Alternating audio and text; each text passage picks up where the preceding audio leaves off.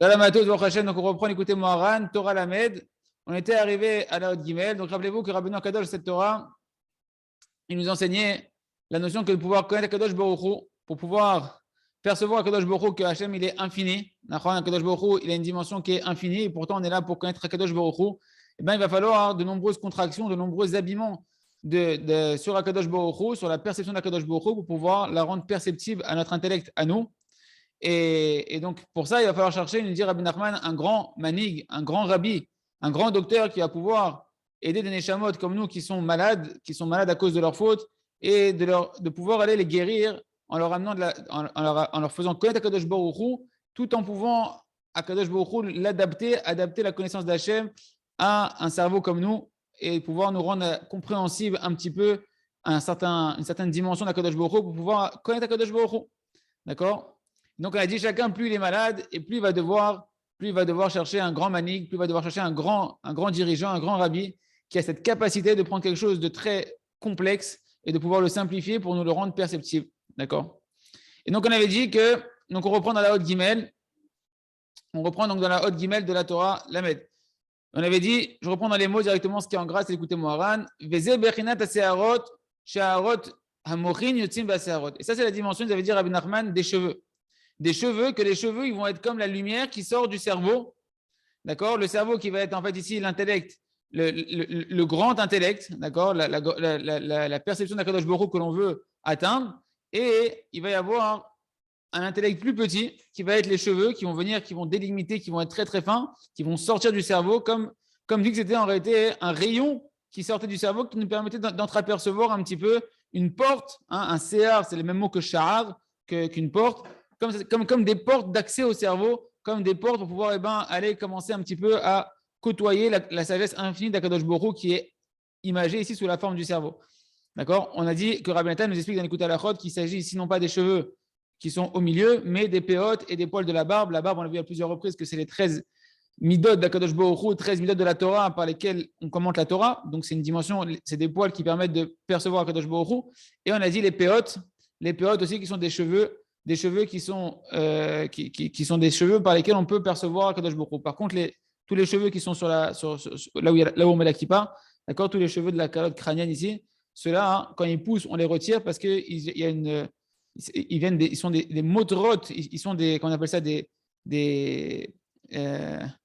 comme quelque chose qui est superficiel, qui est en plus, qui sort du cerveau, qu'on doit retirer. Là-bas, il y a une force des forces du mal de pouvoir s'attacher aux cheveux. C'est pour ça que quand ils poussent, on les retire. Donc là, quand on parle des cheveux, c'est surtout une dirabatan, les péotes et les poils de la barbe. Donc cette dimension-là, ce sechel elion, cette sagesse énorme, et la sagesse qui va être réduite pour pouvoir entreapercevoir la grande sagesse, c'est comme le cerveau avec les cheveux. Sheharot, Mochin, Yotzin Baseharot, que les lumières, les rayons de lumière du cerveau, ils sortent par les cheveux. Ken Asechel Aelion, Sheu Asagot Elokut, Mitlabesh Basechel Tarton. Donc de la même manière, donc l'intelligence suprême, qui est la perception d'Akadosh Baruch Hu, de vouloir connaître Akadosh Baruch Hu, que c'est toute notre mission sur Terre. À chaque instant, on doit chercher à connaître encore plus Akadosh Baruch Hu. Et bien cette intelligence élevée, elle va s'habiller dans une intelligence plus petite pour te permettre de comprendre à ton niveau, à toi, connaître un petit peu Akadosh Baruch Hu. Ça, c'est les cheveux. Et donc,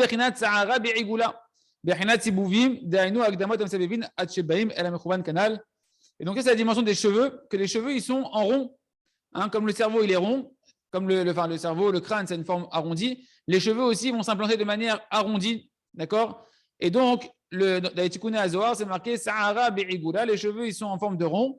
Pourquoi en forme de rond? Ça va être toute une sorte, en réalité, Bechinat Sibouvim. C'est comme des ronds concentriques qui vont t'amener petit à petit au centre. Et le centre, c'est ce que je veux t'amener à comprendre. Ça veut dire qu'il va y avoir des introductions qui sont très larges au début et qui vont se réduire pour t'amener au fur et à mesure à un point central. Donc, on imagine des cercles concentriques qui vont se resserrer pour arriver à une idée centrale. Et bien, c'est pareil. Ça veut dire que les cheveux, ils viennent te faire allusion à cette dimension que pour connaître Hachem, qui est énorme, qui est infinie, on va petit à petit te donner des notions très larges au début pour pouvoir après, ou bien très, très resserré, ça dépend. Mais en tout cas, petit à petit, t'amener à pouvoir aller au centre de ce que je veux t'amener, qui est une idée qui est extrêmement élevée. Boker Tov Moshe. Donc, ça va être des introductions. Comme quelqu'un, on va t'expliquer un théorème de mathématiques. D'abord, on va donner plein de petites bases, des introductions qui sont très larges. Et petit à petit, on va t'amener petit à petit, on va te construire ton raisonnement pour t'amener à une idée principale qu'on veut t'amener qui est énorme, gigantesque, que toi tu ne peux pas comprendre et qu'il faut beaucoup d'introduction pour la comprendre. Ça, c'est les cheveux qui sont Séar, Shéar. Shahar, c'est une porte. Donc, c'est une porte de compréhension. Elle est arrondie parce qu'au fur et à mesure, on se rapproche de l'idée qu'on veut t'amener, qui va être le cerveau, qui va être l'idée énorme, qui est en fait la perception, la connaissance de pouvoir côtoyer Akadosh Baruch Hu Kaviachol à travers la Torah et les mitzvot. Et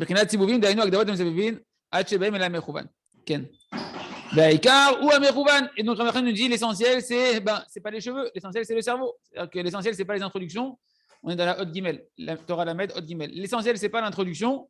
L'essentiel, c'est que tu arrives au final à percevoir l'idée principale qu'on veut t'amener. D'accord? Il ne faut pas que tu lâches en cours de route. On a dit que celui qui t'apprend à faire tout ça, c'est le tzaddik. Le tzaddik, c'est lui qui va adapter, qui va te donner, qui va créer des kelim, des habits, des réceptacles qui vont te permettre de comprendre Hachem qui est infini, toi qui es à un niveau très bas, comme le Ham Israël avait dit dans les 49 degrés d'impureté, on a dû envoyer Moshe Rabbeinu pour que Moshe Rabbeinu est venu descendre à notre niveau et nous amener à Kadosh Baruch Hu à notre niveau pour nous élever petit à petit aux 49 degrés de pureté. Donc, nous faire passer de moins 49 à plus 49 jusqu'à Matan Torah, jusqu'au don de la Torah. Il n'y avait que Moshe Rabbeinu qui était de ce niveau-là, de pouvoir nous prendre tout en bas et nous amener à connaître Kadosh Baruch Hu, chacun à son niveau, de nous faire réélever vers Kadosh Baruch Hu. Ça, c'est les cheveux et le cerveau. Et l'essentiel, c'est bien évidemment, c'est l'idée qu'on veut t'amener qui est la Sagat Elokut, le fait de percevoir Kadosh Baruch Hu. Il ne faut pas s'arrêter aux introductions. Là, il y a une grosse introduction, je veux la faire à l'oral, qui n'est pas en gras, que le Rav Arush chez Refoua Shlema, chez Yerzel Oklea Dibour, il nous a mis ici l'introduction de la Gemara pour comprendre ce qu'il veut dire Rabbi Nachman. Parce qu'en fait, ici, on va faire un petit extrait de la Gemara Akdosha. Donc, c'est dans Maseret Yebamot, page 16, Amoud Aleph. Donc, la base, Yebamot, c'est toute la Maseret, le Talmud, qui parle du mitzvah du Yiboum. C'est quoi la mitzvah du Yiboum? C'est lorsque maintenant, deux frères, un des deux frères qui décède, que Dieu nous en préserve, et qui était marié et qui n'a pas eu d'enfant, l'autre frère qui est encore en vie, il a une mitzvah de devoir se marier avec sa femme qui est veuve aujourd'hui et qui n'a pas eu d'enfant de lui pour donner une descendance, une continuité à la neshama de son frère. Maintenant, ici, on parle de quoi? On parle de Tsarat Tabat. C'est quoi Tsarat Tabat? C'est une sugiya où maintenant le frère, il était marié avec une femme qui est interdite à son frère. Parce que le frère qui est encore en vie doit se marier avec la femme qui reste de son frère. Maintenant, son frère qui est mort, il avait deux femmes. Une qui lui était interdite, soit sa sœur, soit il était marié avec sa sœur, soit il était marié avec sa fille, d'accord? Chose qui était permise à l'époque. Sa belle-sœur, pas une demi-sœur. Peut-être qu'il y a une demi-sœur, il s'est marié avec sa demi-sœur, etc. D'accord? Des fois, tu peux avoir un frère qui est ton frère pas de la même mère, pas du même père, etc. Il faut aller voir étudier la sugia là-bas. Mais en tout cas, il est marié avec une femme que pour le frère qui est encore en vie, elle est interdite pour lui au mariage. Donc, on dit soit sa sœur, soit sa fille. Et maintenant, il s'est marié avec une autre femme. Donc, il a deux femmes. Celui qui est mort, le frère qui est mort, le Aléno, il a deux femmes. Une qui est interdite à son frère et une qui lui est permis, mais elle est Tsarat Abad. C'est quoi Tsarat Abad? Elle fait la Tsara à sa fille. Par exemple, ici, il est marié avec sa fille. En fait, les deux femmes, elles se faisaient la guerre. C'est-à-dire que les deux femmes du frère, elles se faisaient la guerre. Donc, il y avait une femme qui faisait la guerre à sa fille, à la fille du frère qui est encore en vie. Ça, vous suivez ou pas? Bon, je la refais. Ce sont deux frères, d'accord? Il y en a un qui décède, il était marié avec deux femmes, dont une qui est interdite au frère qui est encore en vie, qui doit se marier maintenant avec une des deux femmes pour pouvoir continuer la descendance de son frère qui est mort. Maintenant, le problème, c'est qu'il y a dans ces deux femmes-là avec qui était marié son frère, il y en a une qui est interdite au frère qui est encore en vie. On va dire que c'était sa fille. Il était marié c'est-à-dire que le frère qui est décédé était marié avec la fille de son autre frère. Avec sa nièce, voilà, avec sa nièce. Donc le frère qui est encore en vie ne peut pas se marier avec sa fille, c'est pas possible. Donc s'il a une mitzvah de donner une descendance à son frère, il doit se marier avec l'autre femme qui est encore là parce qu'il avait deux femmes. Le problème, c'est que ces deux femmes-là, donc sa propre fille et l'autre femme qui était les femmes de son frère, et l'autre femme, elle s'entendait très mal avec sa fille. Elle faisait la misère à sa fille. D'accord? Est-ce que maintenant, celui qui est encore en vie, Marc Loquette, est-ce que celui qui est encore en vie, il va se marier, il ne peut pas se marier avec sa fille? Donc il doit se marier avec l'autre femme. Mais cette autre femme, elle fait la misère à sa fille. Est-ce qu'il va se marier avec elle ou pas? Ça, c'est la sugia là-bas. Est-ce qu'il doit se marier avec la femme qui fait la misère à sa fille? Qui a fait la misère à sa fille. D'accord? Vu qu'il a la misère de Hiboum. Donc là-bas, c'est une Marc Loquette. Et donc, il va avoir. Voilà. Donc, qu'est-ce qui s'est passé après? Comment ça a été tranché? On va masser Bagmara chez Rabbi Dossa. Voilà, Rabbi Dossa, lui, il tire la Isha Tzara les Tiabem. Il a autorisé la femme qui faisait la Tzara, qui faisait la détresse, qui faisait le malheur de la fille de celui qui est encore en vie, il autorise qu'elle peut se marier avec le frère pour pouvoir donner une descendance au frère qui est mort. D'accord? Par contre, les autres Rachamim, ils indiquent non, il ne peut pas se marier avec elle. Rachamim, pour eux, c'était caché. C'était difficile que Rabbi Dossa autorise une telle chose. Et ils ne savaient pas qui allait voir maintenant Rabbi Dossa pour aller lui dire qu'on n'est pas d'accord avec toi dans la halakha. Ils avaient peur que Rabbi Dossa il soit un makpid. D'accord? Il avait peur qu'il soit makpid. Jusqu'à ce qui est parti, c'est Rabbi Yoshua. Rabbi Yoshua et d'autres Tanaïm, ils sont partis, et ils ont été le voir et ils n'ont pas donné directement le din. Ils n'ont pas été frontalement lui parler de la sugia de Tsarat Tabat, de la détresse de la fille que tu as autorisé le frère à se marier avec la femme qui fait la misère à sa fille, quoi. D'accord? Et donc, ils n'ont pas parlé directement de ça. Ouais. Elle a eu. Voilà, que sa fille, elle ne supporte pas. Voilà. Ok, donc maintenant, ils sont partis. Et ce qui est intéressant pour nous, c'est comment ils ont approché Rabbi Dossa. Ils sont venus, ils n'ont pas donné directement le sujet de qui ils voulaient parler. Ils ont commencé ils ont tourné autour du sujet. Petit à petit, pour arriver au fur et à mesure à l'idée principale qu'ils veulent parler, qui est qu'il a autorisé la Tsarat Tabat de se marier avec le frère. Mais ils n'ont pas été directement. Ils ont été de manière circonférentielle, de manière large, sans qu'ils soient trop choqués. Et petit à petit, ils l'ont amené au sujet qui était épineux pour pouvoir parler du sujet en question. Donc, il me dit, Rabbi Nachman, c'est cette même notion-là qu'on doit faire pour pouvoir percevoir Kadosh Baruch Hu. C'est-à-dire qu'on commence avec des sujets qui sont larges. Au début, on ne sait pas trop de quoi on parle, on n'est pas encore là. Et puis, petit à petit, on va t'amener à l'idée principale qu'on veut t'amener. Ok. Sibivuhu ba'alachot. Donc, on prend l'écouter Moharan. Sibivuhu ba'alachot. Donc, ils l'ont encadré, ils l'ont encerclé par des halachot, d'autres sortes de questions, etc., qui n'étaient pas la question principale. Les tsarat tabat. Jusqu'à ce qu'ils sont arrivés à lui poser la question sur ce qu'il voulait parler, qui était la tsarat tabat, donc l'autre femme qui causait la détresse de sa fille, et que lui l'avait autorisé et qu'eux ils n'avaient pas autorisé. Retenez bien parce que c'est intéressant pourquoi Rabbi Nachman il a pris cet exemple-là. Il y a plein d'exemples possibles, mais le Rav Arush va nous dire après qu'en fait dans le mot, dans la sugiya qu'on parle ici, c'est tsarat abat, et dans ces deux mots-là, on verra que tout ce que Rabbi Nachman il veut amener, c'est caché dans le titre de cette sugiya-là. D'accord? Parce que Rabbi Nachman il aurait pu amener d'autres sujets. Pourquoi il a amené ce sujet de Ebamot? On verra que cette tsarat abat, la détresse de la fille, la femme qui est la détresse de sa fille, ça renforme en elle un message que Rabbi Nachman il a fait allusion dans cette sugiya-là. Nimsa, Shekol Alachot, Shedibrou Mikodem, Loayou, Ikaram Mechouvan, tout ce qu'ils ont parlé au préalable, toutes les halachot qu'ils ont dit au préalable, que sont venus le voir, qui n'étaient pas directement liés au sujet, ce n'était pas l'essentiel de leur kavana. Ce n'était pas ça leur kavana qui voulait parler avec lui. Rakayou, Sibouvim, Veagdamot, Kedelagia, les Tsarat, Tabat, Sheou, Amechouvan. C'était en fait des Sibouvim, c'est-à-dire des tours. Hein, ils ont tourné autour du sujet, des introductions pour arriver au final au sujet épineux qui était Tsarat Tabat chez Ouamechouvan, que c'était ça l'idée principale qu'on voulait t'amener. Pareil, les cheveux, c'est ce qui sort du cerveau, c'est les lumières qui sortent du cerveau, entre guillemets, et ils entourent le cerveau pour t'amener petit à petit. Ce sont des portes d'entrée, char, CA, des portes d'entrée qui vont t'amener petit à petit à l'idée principale qui est ici le cerveau, pour t'amener à comprendre Akadosh Baruch Hu. Comme ça, il va faire le tzaddik, il va t'amener des choses très très larges au début, et petit à petit, il va t'amener à rentrer dans le sujet de la connaissance d'Akadosh Baruch Hu. Ok? Alors, donc, Rabbeinu, maintenant, il va répondre à la question quelle est la mission, en fait, de ce Sechel à Tarton, de cette sagesse d'en bas, par rapport à la sagesse d'en haut qu'on doit finalement atteindre. Veze Bechinat, Sahara ou Kama. Donc, Rabbeinu, une fois qu'il t'explique que ça ressemble aux cheveux par rapport au cerveau, il te dit que Sahara ou Kama, c'est marqué dans les Tikkun HaZohar, que les cheveux, on parle des cheveux qui sont noirs, que l'intelligence d'en bas, on a dit que c'est les cheveux, d'accord? C'est comme les cheveux qui sont des portes d'entrée vers l'intelligence d'en haut qui va être le cerveau. Et ils ont la couleur noire. Pourquoi? Bon, désolé pour ceux qui sont blonds, pour ceux qui sont… d'accord? C'est Vachachor. Pourquoi? Il dit parce qu'en réalité, le noir, il fait référence, comme mon père il dit souvent, d'accord? Bechinad, Shchora, Ani Benava. On va voir que c'est marqué dans Shir HaShirim, Shchora, Ani Benava.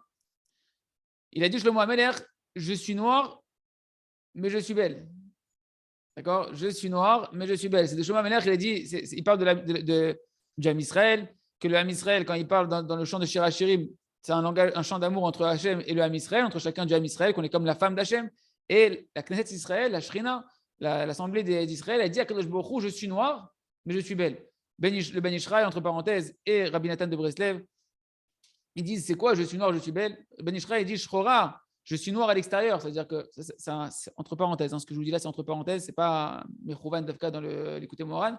Entre parenthèses, il dit Ben Ishra et Shrora, je suis noir à l'extérieur, tu peux me voir avec des défauts, tu peux me voir avec des avérotes. Et il dit même des avérotes. Le Ben Ishra, il dit tu me vois à l'extérieur que j'ai des avérotes, que l'homme Israël il a des fautes, qu'un juif il a des fautes, etc.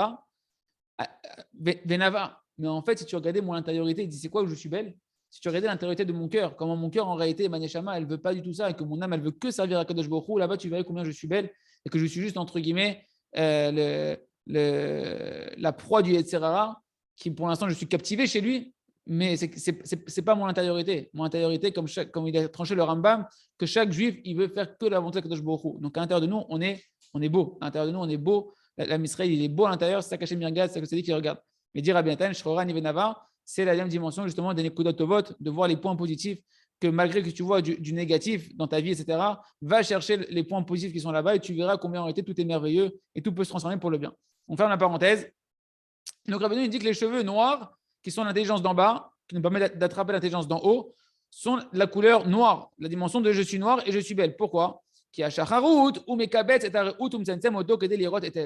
Rabbi Nachman, il va relier le noir, cette dimension de noir qui est beau, à la dimension en fait du noir qui se trouve dans la pupille des yeux. C'est ça qu'on parle tout le temps. Il parle surtout de cette nekuda, de la pupille des yeux. Il y a un endroit dans le corps que tout le monde en commun, c'est noir, c'est la pupille des yeux. D'accord? Et cette pupille-là, elle est noire. Et tu vois qu'elle est noire, mais elle est belle. Pourquoi? Parce qu'elle est capable de concentrer toutes les forces de la vision, tous les rayons de la vision et de te permettre de voir les choses correctement.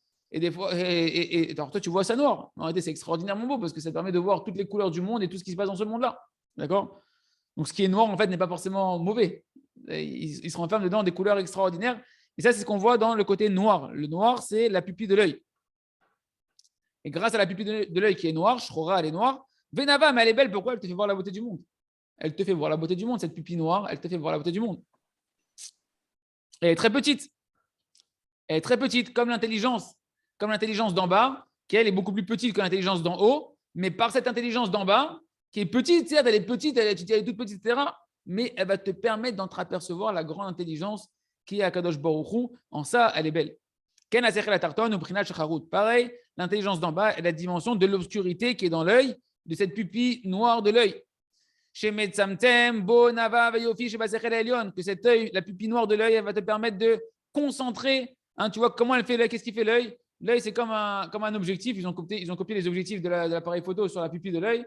Que tu vois qu'elle se contracte, elle se dilate en fonction de la luminosité, etc., pour te contracter tout ce qu'elle voit et te permettre d'avoir. Et donc, qu'est-ce qu'elle va faire? Elle va contracter. Elle va prendre des rayons qui sont très larges et elle va les réduire. Après, on a donné l'exemple de la montagne. Tu vois une montagne, tu peux voir l'Himalaya avec tes yeux. Si tu es un peu éloigné, tu peux voir une montagne entière qui va rentrer dans tes yeux. D'accord? Parce qu'elle a cette force-là de contracter, de diminuer les choses et de te les rendre perceptibles et de pouvoir les rendre compréhensibles et de les assimiler. Donc, c'est ça la force de l'œil, c'est ça le côté noir des cheveux, que le cheveu, il est une porte, Sahar, c'est Shehar, d'accord? Les cheveux, c'est des portes noires parce qu'ils ont cette même dimension de l'œil, de la pupille, de pouvoir contracter et te donner une vision de quelque chose de beaucoup plus grand, énorme, qui est le cerveau par rapport aux cheveux, et chez nous, qui va être de connaître Akadosh Baruch Hu à travers tout ce qu'on va voir. Rappelez-vous la Torah numéro 1 du Likutei Moharan, chez Ish Israélite, ça reste Tamid Leistakel Basechel Shesh Bechod Davar, qu'un juif il doit constamment voir l'intelligence qu'il y a dans chaque chose. Donc, voir, c'est avec les yeux. Et c'est ça la force des yeux, c'est de pouvoir te permettre d'entreapercevoir petit à petit le divin qui est énorme.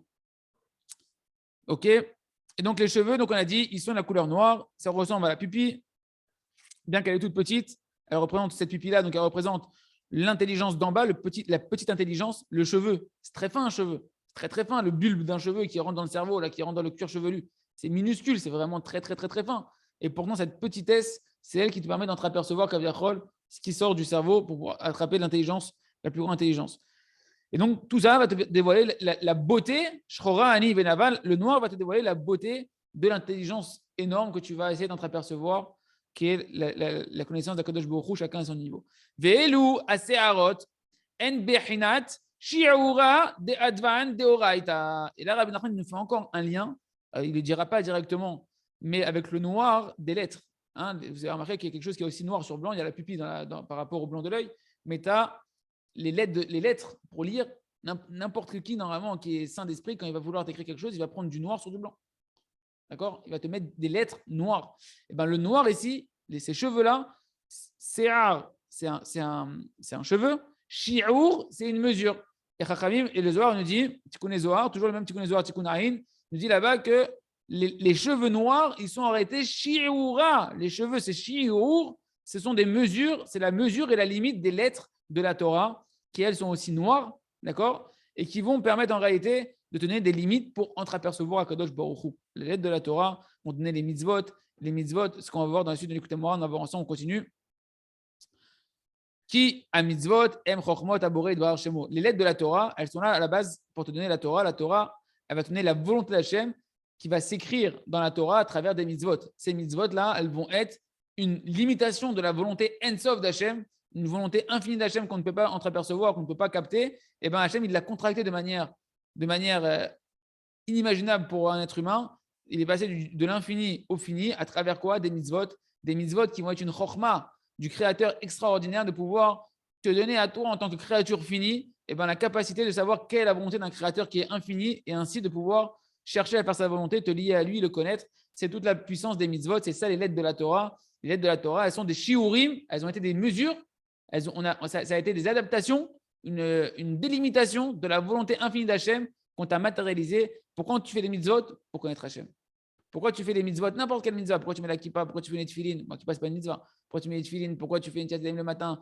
Tout ça, ce sont des moyens qu'Hachem a créés de manière divine. Il a contracté comment te connecter à lui, comment l'entreapercevoir. Eh bien, il te l'a connecté à travers 613 mitzvot qui vont être des moyens à travers tout ton corps, tous tes organes. Qu'on a dit 248 mitzvot positifs, 248 organes, 365 commandements négatifs, ce sont les 365 nerfs et artères. D'accord? Donc, à travers tout ton corps, tu vas pouvoir savoir comment Hachem veut que tu bouges ton corps pour connaître Hachem, te lier à Kadosh Baruch Hu, te lier à l'infini. Ce sont les mitzvot qui, elles, se sont dévoilées à nous à travers des lettres de la Torah. Ces lettres de la Torah, ce sont les mesures, shi'ur ou se'ar ou les cheveux, d'accord, qui vont te donner cette dimension de pouvoir entreapercevoir l'intellect divin, infini d'Akadosh Baruch Hu. Donc, les mitzvot, ça va être ici le sechel tarton, d'accord? Ça va être le petit sechel, la petite intelligence qui s'adapte à nous, qui renferme en elle une capacité de t'amener à une intelligence infinie cachée derrière la mitzvah qui est Hachem. Kegon, Mipnema, qui colle mitzvah au mitzvah, yesh la shiurim acherim ukvulim. Chaque mitzvah, elle va avoir des mesures et des limites qui sont différentes d'une mitzvah à une autre mitzvah. Par exemple, Mipnema mitzvah azot mitzvah tabekar. Pourquoi telle mitzvah? Tu vois que chaque mitzvah elle a une délimitation qui est différente, une mesure qui est différente, des lois qui vont être différentes. Par exemple, si on prend la fête de Sukkot par rapport à la fête de Shavuot, ou la fête de Pessah et Sukkot par rapport à Shavuot, tu vois que Sukkot et Pessah, tu fais 7 jours. Shavuot, tu fais 1 jour. Pourquoi tu changes de quantité de jours, etc. Donc, tu vas voir qu'il y a des mesures. Chaque mitzvah va avoir sa mesure qui a en réalité une délimitation spécifique pour connaître Akadosh Baruch Hu à travers cette mesure-là. C'est ça les lettres de la Torah, parce que chaque mitzvah va avoir des lettres de la Torah qui vont décrire la mitzvah. La mitzvah, elle vient de lettres de la Torah. Et ces lettres-là de la Torah, c'est cette dimension de l'intellect, du sechel tarton, du petit intellect noir comme la pupille, d'accord? La pupille qui te permet de voir les choses énormes, qui va te permettre à travers les mitzvot de pouvoir, sans t'en rendre compte, commencer à entreapercevoir Akadosh Baruch Hu qui est les hasagot que tu veux attraper. Donc, il n'y a pas de philosophe de la Torah, il n'y a pas de philosophe qui connaît Hachem, il n'y a pas de connaissance d'Hachem sans pratique des mitzvot. Le moyen essentiel pour connaître Akadosh Baruch Hu, c'est la Torah et l'application de la Torah à travers les mitzvot. Celui qui veut nous dire maintenant, ouais, on peut te faire de la philosophie de la Torah sans parler d'accomplissement de Torah et mitzvot, qui pshuto des mitzvot, d'accomplir les commandements d'Hachem, c'est n'importe quoi. Il faut surtout pas écouter, c'est dangereux, parce que Akadosh Baruch Hu a créé un seul moyen pour le connaître, c'est la Torah et les mitzvot.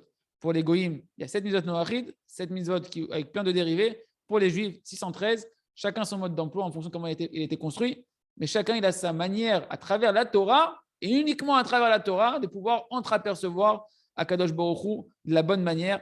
Donc pourquoi une mitzvah à telle mesure, une autre mitzvah à telle mesure, telle halachot qui vont être différentes?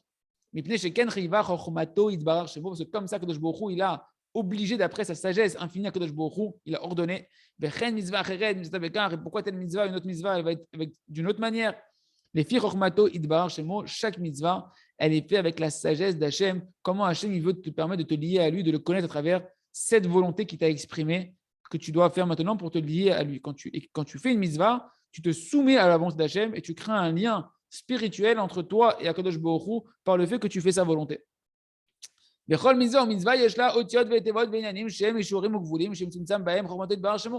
Et donc, une dimension extraordinaire qui se cache maintenant derrière la mitzvah, c'est que chaque mitzvah, elle va avoir des lettres de la Torah qui définissent cette mitzvah, d'accord, des mots qui vont définir cette mitzvah-là, et des sujets qui vont graviter autour de cette mitzvah-là.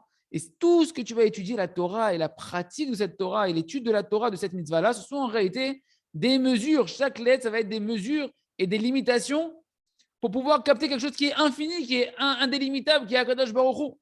Et donc, dans chaque mitzvah, tu as un petit bout d'Akadosh Baruch Hu que tu peux entreapercevoir, où là-bas, Hashem Tzumtzam Bahem Chochmato Yitbarach Shemu, où là-bas, Hashem, il a contracté, habillé, réduit, adapté sa sagesse infinie à toi pour te donner la possibilité d'avoir le bonheur de te lier à Akadosh Baruch Hu et de connaître Akadosh Baruch Hu. Et donc, on comprend maintenant pourquoi le Zohar, il a comparé les cheveux aux shi'ur, qui sont des mesures, qui sont les mitzvot. D'accord? Parce qu'on a dit que le cheveu, c'est cette dimension du point noir qu'il y a dans l'œil, qui est tout petit et que dedans, tu peux entreapercevoir des choses énormes. Et bien pareil, chaque mitzvah, ça va être comme cette pupille-là qui te permet, en fait, la mitzvah, ça va être les yeux pour commencer à entreapercevoir Akadosh Baruch Hu. Chez Zeh Bechinat, Itlapshut, Asechel Elyon, Basechel Tarton, c'est la dimension de l'habillement qu'on va mettre des habits, d'accord? On va mettre des habits sur l'intelligence élevée d'Akadosh Baruch Hu, Kavachol. On va l'habiller, on va te la rendre visible à travers des vêtements qui va être par l'intelligence d'en bas, qui va être les mitzvot. Les mitzvot, en fait, c'est comme des habits d'Akadosh Baruch Hu, Kavachol, pour pouvoir entreapercevoir Akadosh Baruch Hu. Chez les Dézé, Zochin, la Sagot et le Kout, canal. Et donc, grâce à cette intelligence rabaissée, réduite, qui va être chez nous ici, par exemple, les mitzvot, eh ben, tu vas pouvoir percevoir la divinité d'Akadosh Baruch Hu, qui est l'intelligence suprême, qui est impalpable, si ce n'est par les Torah et mitzvot et par les tzadikim. Et le tzadik qui va t'apprendre comment toi, tu vas pouvoir te connecter à travers Torah et mitzvot à Akadosh Baruch Hu et connaître Akadosh Baruch Hu. Vezeh bechinat, canal. Vezeh bechinat, et ça, c'est la dimension. Parce que Chachamim, ils ont été dorés, le pasouk.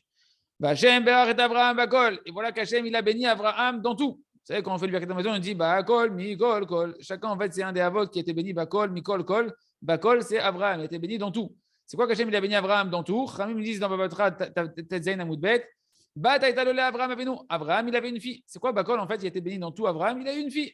Quand on a une fille, on a la bracha, on a tout. Ou bakol, shma. Et en fait, c'est quoi bakol? C'est son nom. Elle s'appelle Bakol. Cette fille, elle s'appelait Bakol. Tu peux appeler ta fille Bakol. Bakol. D'accord? Shema, c'est le nom de cette fille-là. Pourquoi Rabbi Nachman nous ramène qu'Abraham, il a été béni par Hachem, par une fille qui s'appelait Bakol? Et là, vous avez commencé à comprendre la sugia qu'on avait dit tout à l'heure de Tsarat Abat. Là, comment ça s'appelle ça? On a dit la femme qui est la détresse de sa fille. D'accord? Tsarat Abat. Là, il commence à nous expliquer, il va commencer à nous expliquer bien la dimension de cette notion qui se renferme dans la notion de Bat. Bat, c'est la fille ici d'Abraham qui s'appelait Bakol. Et alors, Bat, Zebechinat Bataïn. Bat, en fait, la fille, Rabbi Nachman, quand il t'a parlé de la fille, déjà aussi avant dans la Sugia de la Gemara, qui te reparle ici qu'Abraham, il a une fille, en fait, c'est pour t'amener une notion qui t'a déjà expliqué et qui est en train de t'ouvrir un petit peu maintenant. Et Rabbi Nachman, il fait toujours ça, c'est toujours des introductions pour t'amener. Tous les Torahs de l'écouter Moran, il commence, Rabbi Nachman, il te dit un Gemara, un verset, etc. Il a lâché ce qu'il voudrait te donner dans le verset, et après, il commence à te construire des introductions, et à la fin, il t'amène à ce qu'il voulait t'enseigner. C'est un peu la même idée, d'accord? C'est de pouvoir prendre ça, la notion d'un rabbi, d'un grand rabbi, d'avoir une idée que je vais t'amener, mais je sais qu'elle est trop haute. Et d'ailleurs, c'est marqué dans Chaim Moharan que Rabbi Nachman, avant de faire un shiur, il restait 1 heure, voire 2 heures, quasiment muet, à ne pas parler, à faire des grimaces, des gestuels, etc. On sentait qu'il était dans un combat énorme. Pourquoi? Parce que Rabbi Nachman, il avait des assagot. Il comprenait, il voyait des choses énormes, infinies par rapport à nous, d'Akadosh Baruch Hu. Et la difficulté pour lui, c'est comment je vais leur amener. Comment je vais leur expliquer quelque chose qu'ils sont à des années-lumière de pouvoir comprendre, mais qui est tellement fondamental dans son essence de comprendre. Et Rabbi Nachman, il passait du temps avant de pouvoir sortir et contracter et abaisser à notre niveau, à nous, ce qu'il avait capté comme un saga qui était énorme par rapport à ce que nous, on ne comprendrait rien du tout, et qu'il est obligé de trouver des mots pour habiller une idée qui est extraordinaire, qui va dénaturer un petit peu, mais pour nous amener petit à petit à l'idée principale. Et c'est le travail après des élèves, comme Rabbi Nathan, de pouvoir encore prendre ce qu'il a dit Rabbi Nachman et te le recontracter, réhabiller, réduire pour te l'amener à toi perceptible. Dans chaque génération, il y aura des élèves qui vont t'amener encore la capacité de pouvoir encore mieux comprendre. Bien que tu dis, attends, mais tu t'es écarté. Oui, tu t'es écarté, mais pour mieux revenir après au centre, comme ces cercles concentriques qui vont t'amener des cheveux qui entourent, pour amener après au sechel, au cerveau, de comprendre les choses profondément. En tout cas, il avait une fille qui s'appelait Bat. C'est quoi Bat? C'est Bataïn, c'est la pupille de l'œil. La pupille de l'œil, on l'appelle aussi Bat. Bat Aïn. Et donc, Da'anu Ashachor Shebaïn, c'est la dimension de la pupille noire qu'il y a dans l'œil. D'accord? Abraham, c'est celui qui a pu entreapercevoir Kadosh Baruch Hu et faire voir au monde à Kadosh Baruch Hu. Shu Bechinat Ashacharut Anal, c'est l'obscurité qu'on a parlé précédemment. D'accord? Dans les cheveux, l'obscurité dans les yeux, l'obscurité sur les lettres de la Torah. Shu Metzamtzem ou Magbil Vechol Batzmo Kol Advarim Agdolim Hamdim Lenegdo, que véritablement, qu'est-ce qui fait cette couleur noire de la pupille? Elle va contracter et elle va délimiter tout ce qui est autour, qui est énorme, qui se tient devant toi. Et bien l'œil, c'est ça la bat aïn, c'est ça la pupille de l'œil. La fille qu'il avait Abraham, bat, c'est bat aïn, c'est cette notion de la pupille de l'œil, de pouvoir te réduire et te contracter des choses qui sont énormes pour t'ouvrir les yeux et te permettre d'entreapercevoir un peu et bien entendu, entreapercevoir Akadosh Baruch Hu, la beauté d'Hachem, la miséricorde d'Hachem, la bonté d'Akadosh Baruch Hu. Ken, comme Har Gadol, par exemple, comme une montagne énorme, que chez Omed Lifnei Abataïn, quand elle se tient devant maintenant, la montagne, elle se tient devant les yeux, la pupille de l'œil. Har Gadol, que chez Omed Lifnei Abataïn, chez Ashar Shebaïn, donc la montagne se tient devant le noir qui est dans les yeux. Azaïn, Iqbal Kol Har, Betoch Abataïn, va délimiter toute cette montagne énorme dans cette toute petite pupille noire. Betoch Abataïn, Sheroa Oto, qui la regarde, qui a Shaharu Shebaïn, Umsamsem Kol Advarim Shekbedolim, parce que l'obscurité qui est dans l'œil va contracter toutes les choses qu'elle voit, même qui sont énormes. Venir la ligne, venir in betocho, et elles vont s'inclure et être rendues visibles dans la pupille de l'œil. Valideze, ro'in, ou masigin d'avoir chez ro'in, et grâce à ça, on peut voir et entreapercevoir et comprendre ce qu'on est en train de voir. De la même manière, cette intelligence d'en bas, qu'on va t'amener des introductions pour te faire comprendre les choses, eh ben, elle va te contracter et elle va délimiter cette intelligence énorme qui contient à l'intérieur d'elle une idée énorme que tu ne peux pas percevoir au début. Et grâce à ça, grâce à cette intelligence petite au début, tu dis, attends, c'est trop petit, ce que tu me dis, c'est trop réducteur et tout, viens, on va parler des choses plus profondes. Oui, mais j'ai besoin d'abord de t'amener des petites choses, des petites compréhensions à droite, à gauche pour te construire ton raisonnement et t'amener après à comprendre l'intelligence élevée qui était au-dessus. Et on finira là-dessus. Il nous dit, Rabbeinu, le Rav Arush Cherki nous dit, pourquoi Rabbi Nachman nous a amené à propos d'Abraham, qu'il avait une fille qui s'appelait Bataïn, et qu'en même temps, Abraham, il nous a parlé qu'avec cette pupille-là, on peut voir cette Bataïn, c'est sa fille, qui est en fait la pupille noire de l'œil, on peut voir une montagne énorme. Pourquoi ça avec Abraham? Parce qu'on sait que Abraham, Rabbeinu nous l'a déjà ramené, qu'Abraham, il a appelé Abraham la prière, Har, l'endroit du Beth Amikdash, il a appelé la montagne, Har Amoria. Donc la notion de montagne, elle est liée à Abraham. Abraham, c'était une montagne. Abraham, en Emouna, c'est une montagne. En connaissance d'Hachem, c'est le Moshe Rabbeinu, entre guillemets, de la génération, c'est le tzaddik qui est en train d'apercevoir Hachem. Il a une perception d'Hachem qui est énorme, Abraham. Et pourtant, il a une fille qui est Bakol, il a une batte. C'est quoi une batte? Il a eu cette capacité de pouvoir, c'est ça la force d'un grand manik, d'un grand dirigeant, d'avoir cette capacité d'avoir une fille. C'est quoi la fille? C'est la pupille. La pupille de donner à chacun d'entre nous cette capacité de pouvoir entreapercevoir Hachem, peu importe le niveau où tu es, d'avoir cette capacité de la pupille qui est toute petite et noire, de pouvoir contracter dans le regard de chacun à son niveau, de lui amener à ce qu'il peut comprendre petit à petit, d'entreapercevoir à Kadosh Baruch Hu. C'est la puissance de Abraham Avinu, Yeratzon Shinske le Kolze, qu'on puisse avoir un manig amiti de rechercher et de demander à Kadosh Baruch Hu, le plus grand des tzaddik, le plus grand des dirigeants du Ham Israël, qui a cette capacité de pouvoir nous amener, chacun d'entre nous, d'ouvrir les yeux, d'entreapercevoir à Kadosh Baruch Hu à notre niveau et petit à petit de se rapprocher de Kadosh Baruch Hu. Yeratzon Shinske le Kolze, on continuera à Hashem demain. Chazak, Benitrazek.